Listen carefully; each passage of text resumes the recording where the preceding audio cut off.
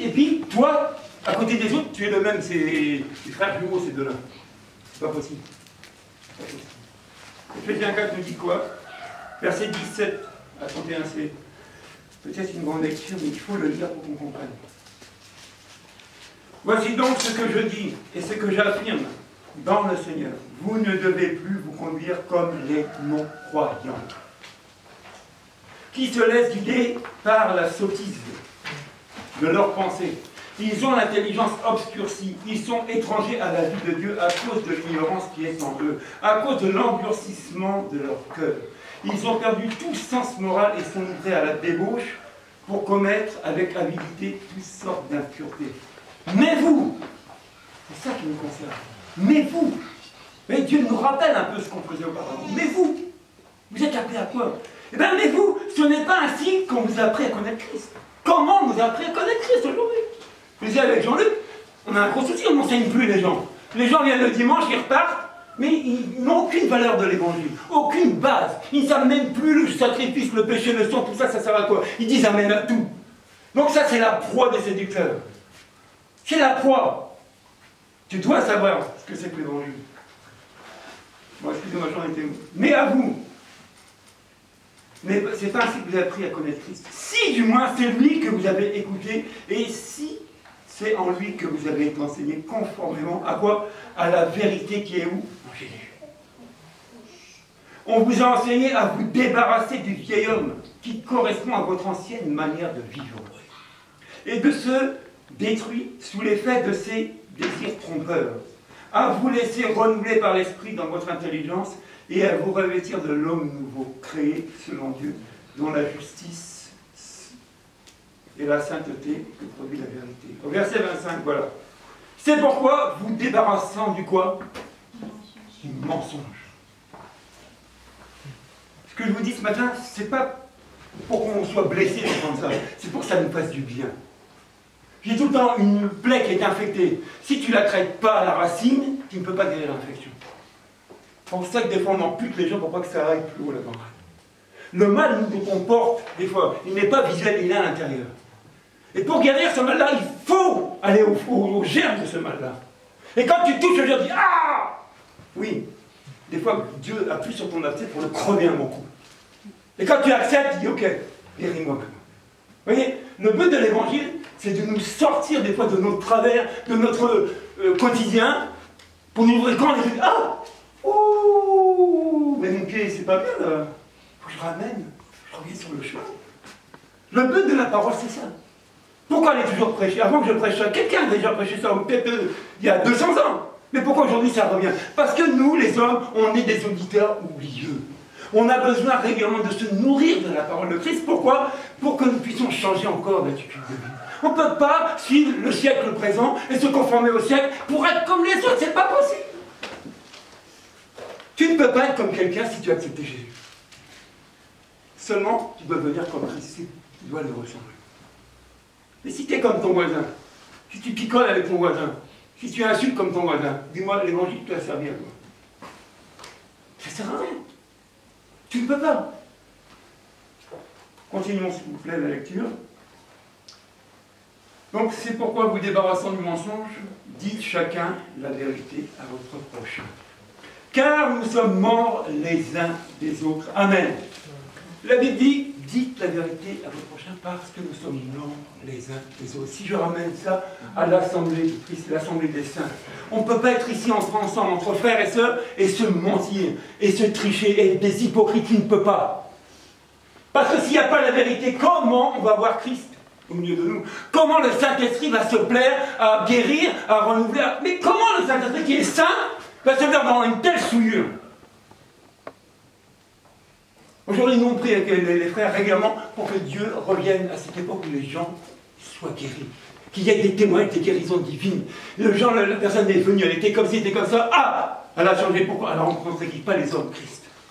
Pourquoi on a peu de témoignages comme ça aujourd'hui? Ou très peu. Parce qu'on se plaît à cacher la vérité, à ne pas la dire. On dit que si tu connais la vérité et que tu ne la dis pas, tu pêches. Il y a des gens, ils la connaissent très bien. Ils ont fait de la théologie, ils connaissent tout ça. Ils disent pour séduire les auditeurs simplement, pour ne pas blesser personne. Surtout. est émoutable. Tu risques la prison. Oh! Est-ce que Christ a regardé à ça? Est-ce que Pierre et Jean ont regardé à ça? Est-ce qu'ils ont regardé à tout ça? Ils n'ont pas regardé à tout ça. Parce que ces gens-là savaient très bien que le mensonge, que le diable avait commencé depuis Adam et Ève, était perpétué comme ça. Un enfant, comme le petit Adouane, hein, est-ce que vous croyez que l'enfant connaît le mal? Regardez l'enfant, il dort, il est beau d'abord. L'enfant, il est étranger à tout ça. Mais quand il va commencer à grandir, il va faire des choses mauvaises. Bon, qui lui a appris? Il était à l'école pour apprendre ça. Comment il peut faire ça? Il sort à peine du ventre de la maman et chemin faisant, il va déjà pratiquer le mal. Bon, qui lui a enseigné ça? Dites-moi, qui lui a enseigné ça? La télé ou les parents? La télé ou les parents? La télé? Tout petit bébé comme ça? Les parents? Les parents. Non. Non. C'est l'ADN du Écoutez, Ah bien du humain. tous ceux qui naissent ne naissent pas chrétiens. Ils le deviennent quand ils vont commencer à croire. Donc le bébé là, il est né avec le péché. Que tu veuilles, tu ne veuilles pas, le mal est en lui. Le mal est en lui. Bon, comment on peut enlever le mal de cet enfant-là? On en a parlé avant le culte, Mathieu. J'ai même rigolé de ce qu'on discutait. Je dis, tiens, c'est bizarre, c'est peut-être aujourd'hui. Je dis à Mathieu, regardez, il y a Pâques. On a des enfants, des petits-enfants, on a de la famille. On n'est pas tout seul sur la terre, je ne pense pas. Moi, s'il y en a, t'es bienvenu, il n'y a pas d'orphelin dans les maisons de Dieu. Tu es mon frère, au moins tu auras un frère. Mais je veux dire par là quoi? Nos enfants, nos petits-enfants, au lieu de leur dire la vérité sur les fêtes, on ne leur dit pas. Ah maman, à l'école, on m'a dit qu'il faut faire des dessins des cloches, des lapins, on va aller dans le jardin, on va ramasser, ils sont tombés, les œufs, ok.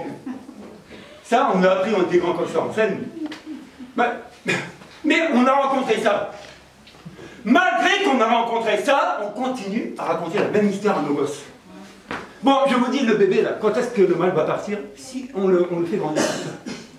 Je vous dis, la vérité, ça a un prix. Moi, ma femme peut le dire, j'ai des petits-enfants. Ils savent que papi, mamie, à Noël, tout ça, il n'y a rien.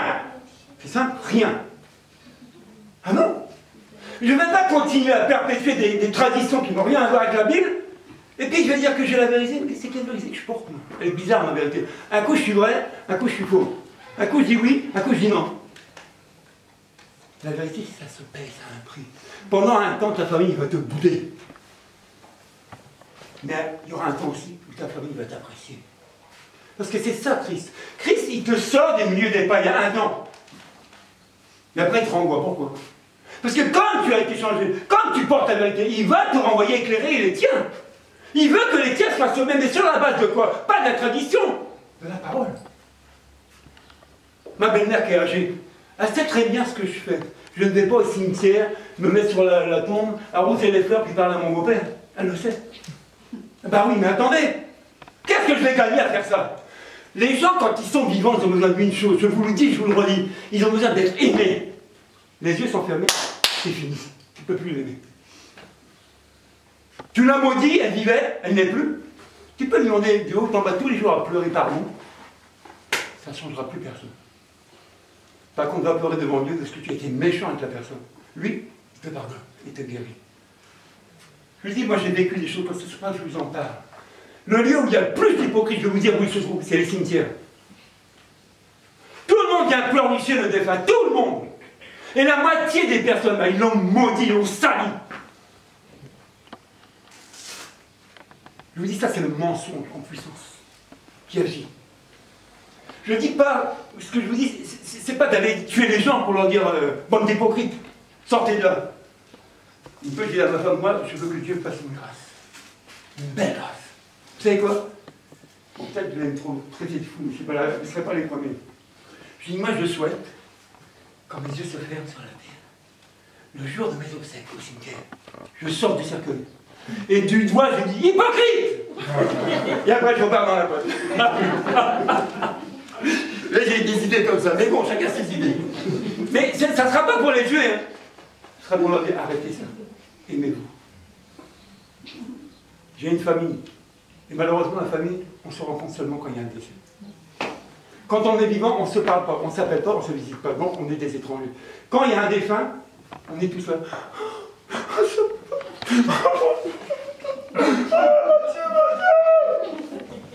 Mathieu Vivet, on lui a donné des coups de savate. Et maintenant on va pleurer dans les bras de la veuve. Mais arrêtons ça. Franchement. On n'a pas honte. On devrait avoir honte, nous les chrétiens, parce qu'on est dedans, malheureusement.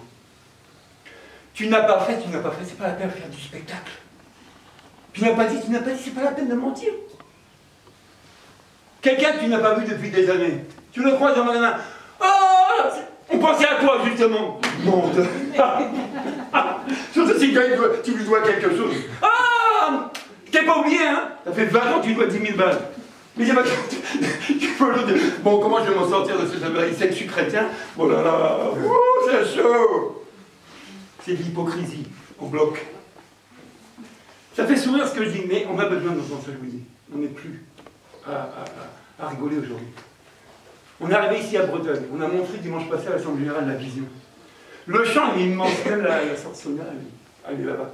Elle dit vraiment, hein. Mais on est dans un endroit, il n'y a pas d'église.